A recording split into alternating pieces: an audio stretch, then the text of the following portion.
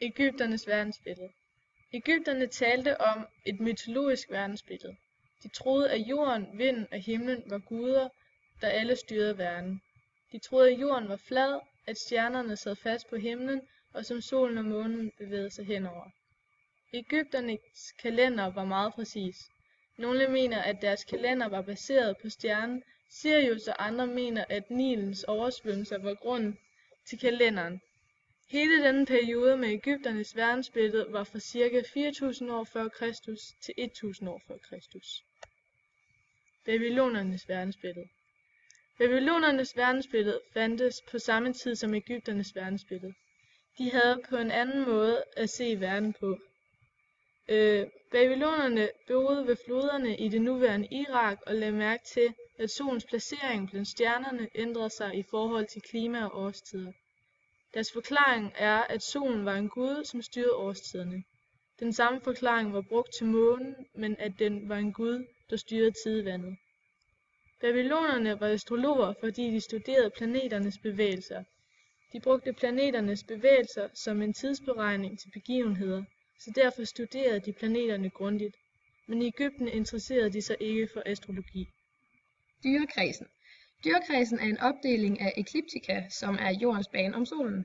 Ekliptika er delt ind i 12 dele, og hver del er 30 grader og har et navn efter et af de 12 stjernetegn.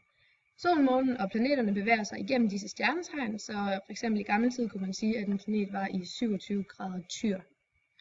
Stjernetegn.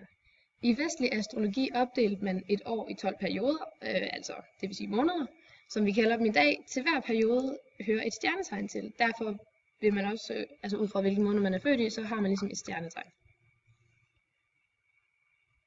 Retrograd, det vil sige at gå modsat den normale retning. Som man kan se på tegningen her af planetens bane, så vil man kunne se, at den på et tidspunkt kommer til at gå lidt i stå, og så køre tilbage, og så køre frem igen. Det er det, der er retrogradbevægelse. Epicykel er en forklaring af planeternes retrogradbevægelse. Teorien går på, at samtidig med at planeterne kredser om jorden, kredser planeten også rundt om sig selv.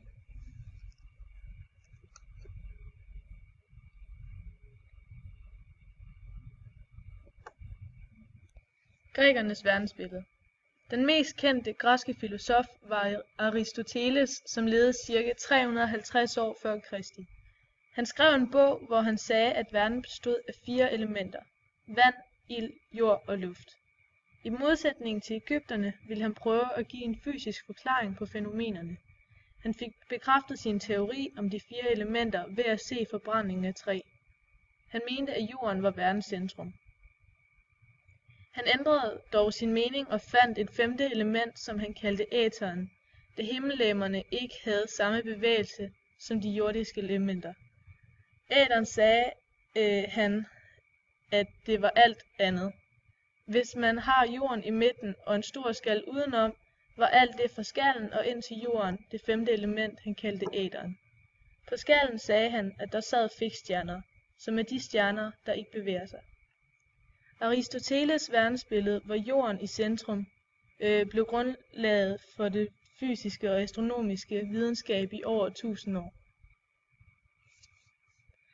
Ptolemæus, som levede omkring 150 år efter Kristi, og som var en græsk astronom, geograf og matematiker, sammenfattede datidens verdensbillede. Han udbyggede Hipparchus' epicykelmodel for solsystemet med sin egen teori i bagtanke, hvor han satte jorden som universets centrum. De fandt ud af retrograder, og da planeterne ikke bevæger sig i samme hastighed omkring solen, som jorden gør. Hipparchus var også en græsk astronom, som havde det babylonske verdensbillede som fundament til sine teorier. Eratosthenes målte jordens radius. Det heliocentriske teori var lavet af Copernicus. Han troede på, at det var solen, der var i centrum,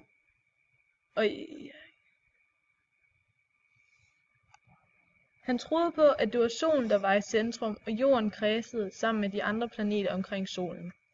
Med det kopernikanske verdensbillede var det meget nemmere at forklare planeternes retrogradbevægelser. Den geocentriske teori er, når jorden er i centrum, og alle ting kredser om jorden. Da Galilei kom frem, populariserede han Copernicus' heliocentriske teori men den katolske kirke var ikke tilhænger af nye idéer om verdensbilleder, og derfor blev den heliocentriske teori glemt, og den geocentriske teori blev bevaret. Parallakse er skiftet på vinklen, når noget bliver observeret fra to forskellige perspektiver. For eksempel hvis man holder sin ene finger ud foran hovedet og observerer den med det ene øje, og derefter, hvis du lægger det andet, og derefter det andet. Og hvis du lægger, så vil du hurtigt kunne lægge mærke til et skift, som også er kendt som det parallaksiske skift. Parallakseteorien var en stor modstand til den græske heliocentriske model i den græske tid. Tycho Brahes verdensbillede.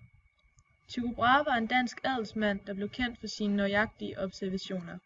Han observerede en supernova og skrev en bog omkring det, men efter uoverensstemmelser med den danske konge rejste han til Prag, hvor han blev hofastronom.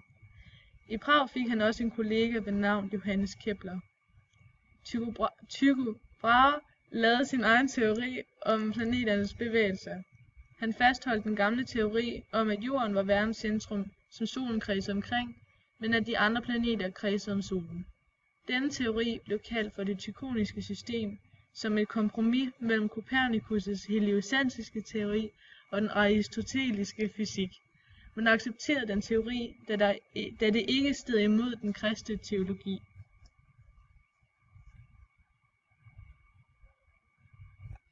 Keplers love.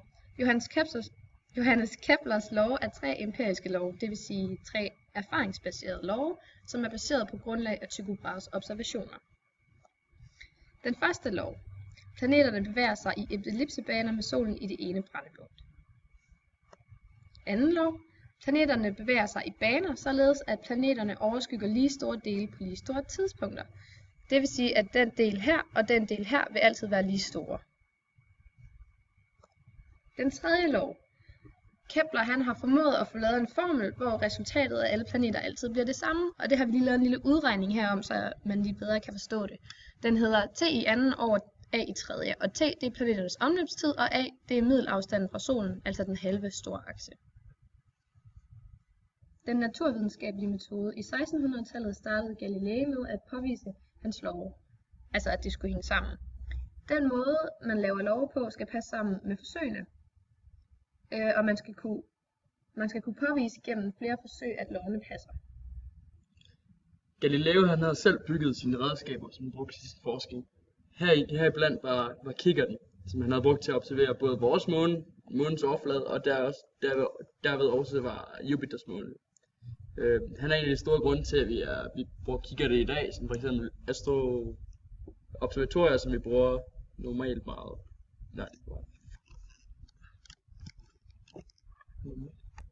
Newton. Massetiltrækning.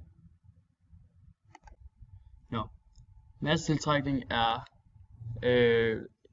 hvis der er, du for eksempel har, det kan forklares ved det der eksperiment. Hvis du har en snor, der hænger ned fra loftet, som hænger fast til en pind, hvor der er 2 lige lodder med samme vægt i hver ende, så svæver den på en eller anden måde over i sit eget kredsløb rundt om, over bordet her, som jeg tegner. Men så hvis du nu tager en stor sten og stiller ved siden af, men med en stor masse, så vil du tydeligt kunne se, at den side, der er herovre, den vil bevæge sig hen mod stenen. Yes. Gravitationsloven. Newton fik bekræftet sin teori ved at beregne månens hastighed, eller løbebane rundt om jorden. Newtons lov er også det, som den internationale rumstation ISS gør brug af, når den holder sig i kredsløb rundt om jorden. Man kan i bund og grund sige, at den falder rundt om jorden, og den falder rundt om jorden på en måde, hvor den aldrig vil ramme jorden, så den holder sig i kredsløb på den måde.